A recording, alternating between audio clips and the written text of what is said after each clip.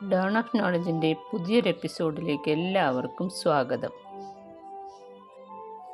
പഠനത്തിൻ്റെ കാലഘട്ടങ്ങളിൽ നാം ഏറെ ഇഷ്ടപ്പെടുകയും മനസ്സിൽ കൊണ്ടു നടക്കുകയും ചെയ്യുന്ന ഒത്തിരി അധ്യാപകരുണ്ട്. ചിലപ്പോഴൊക്കെ നാം അവരെ മാതൃകയാക്കാറുമുണ്ട്. അത് നല്ലത് തന്നെ. അധ്യാപകരെക്കുറിച്ച് ചോദിക്കുമ്പോൾ നമ്മുടെ ഉള്ളിലുള്ള ധാരണകളാണ് നാം പങ്കുവയ്ക്കുന്നത്. എന്നാൽ യഥാർത്ഥ അധ്യാപകൻ ആരാണ്? അത് ഈശോ മാത്രമാണെന്ന് ഹൃദയത്തിൽ തൊട്ട് എനിക്ക് പറയാൻ സാധിക്കും. എന്നാൽ യേശു ശരിക്കും അധ്യാപകനായിരുന്നോ? അതെ എന്ന് പറയാനുള്ള കാരണവും സുവിശേഷങ്ങൾ തരുന്നുണ്ട്. സുവിശേഷത്തിൽ പലയിടത്തും യേശുവിനെ ഗുരു എന്ന് വിളിക്കുന്നുണ്ട്. വിശുദ്ധ യോഹന്നാൻ എഴുതിയ സുവിശേഷം 13-ാം അധ്യായം 13-ാം വാക്യത്തിൽ ഇങ്ങനെ പറയുന്നു: നിങ്ങൾ എന്നെ ഗുരുവെന്നും കർത്താവെന്നും വിളിക്കുന്നു. അത് ശരി തന്നെ, ഞാൻ ഗുരുവും കർത്താവുമാണ്. അതുപോലെ ഒരു ദിവസം നിക്കോദേമോസ് യേശുവിൻ്റെ അടുത്തെത്തിയപ്പോൾ അവൻ ഈശോയോട് ഇങ്ങനെ പറയുന്നു: റബ്ബി, അങ്ങ് ദൈവത്തിൽ നിന്നും വന്ന ഒരു ഗുരുവാണെന്ന് ഞങ്ങൾ അറിയുന്നു.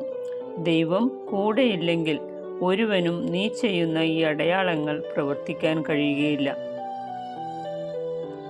നിക്കോദേമോസ് ഈശോയെക്കുറിച്ച് പറഞ്ഞു വെച്ച അതേ കാര്യമാണ് ഏതൊരു ഗുരുവിലും ഉണ്ടാകേണ്ട അടിസ്ഥാനപരമായ ഗുണം എന്ന് പറയാൻ സാധിക്കും.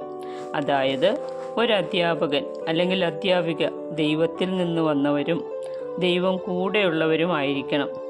പല പല കാലങ്ങളിലായി ഞാനടക്കമുള്ള ഒട്ടേറെ അധ്യാപകർ കുഞ്ഞു മനസ്സുകളിലൂടെ കടന്നുപോയിട്ടുണ്ടെങ്കിലും ഈശോയെപ്പോലെ ഹൃദയത്തിൽ തൊട്ടവർ എത്ര പേരുണ്ട്?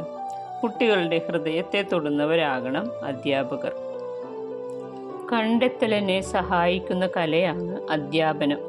ഈ കണ്ടെത്തൽ പല തരത്തിലുമാകണം. ഈശോ തൻ്റെ പഠിപ്പിക്കലിലൂടെ ദൈവജനത്തെ കണ്ടെത്തിയതുപോലെ ഈശോയുടെ പ്രബോധനങ്ങൾ ഹൃദിസ്ഥമാക്കുന്നതിലൂടെ നാം ഈശോയെയും കണ്ടെത്തണം.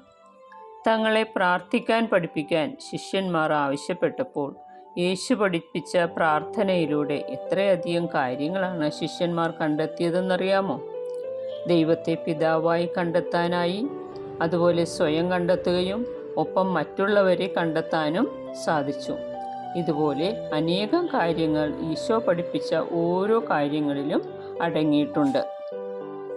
വിശുദ്ധ മാർക്കോസിൻ്റെ സുവിശേഷം 6-ാം അധ്യായം 2-ാം തിരുവചനം പറയുന്നു: സാബത്ത് ദിവസം സിനഗോഗിൽ അവൻ പഠിപ്പിക്കുവാൻ ആരംഭിച്ചു. അവൻ്റെ വാക്ക് കേട്ട് പലരും ആശ്ചര്യപ്പെട്ടു പറഞ്ഞു: ഇവന് ഇതെല്ലാം എവിടെ നിന്ന്? ഇവന് കിട്ടിയ ഈ ജ്ഞാനം എന്ത്? എത്ര വലിയ കാര്യങ്ങളാണ് ഇവൻ്റെ കരങ്ങൾ വഴി സംഭവിക്കുന്നത്! ഈശോയെ സംബന്ധിച്ചിടത്തോളം സിനഗോഗ് മാത്രമല്ല, ലോകം മുഴുവൻ ഈശോയുടെ ക്ലാസ് മുറികളായിരുന്നു. അധ്യാപനത്തിന് ഏതൊരിടവും ഉചിതമാണെന്ന് ഈശോ കാണിച്ചു തന്നു. സൗകര്യങ്ങൾ വർദ്ധിക്കുന്തോറും അധ്യാപനത്തിൻ്റെ ക്വാളിറ്റി നഷ്ടപ്പെടാതെ നോക്കേണ്ടത് നമ്മുടെ കടമയാണ്. കാലങ്ങൾ എത്ര കഴിഞ്ഞാലും കൊഴിഞ്ഞു പോകാത്ത നന്മകൾ അനേകം കുഞ്ഞുങ്ങളിലേക്ക് പകരാൻ അധ്യാപകരായ നമുക്ക് ഓരോരുത്തർക്കും സാധിക്കട്ടെ. അതുപോലെ കണ്ടെത്തലിനെ സഹായിക്കുന്ന കലയാകട്ടെ അധ്യാപനം എന്ന് പ്രാർത്ഥിക്കുകയും ആശംസിക്കുകയും ചെയ്യുന്നു.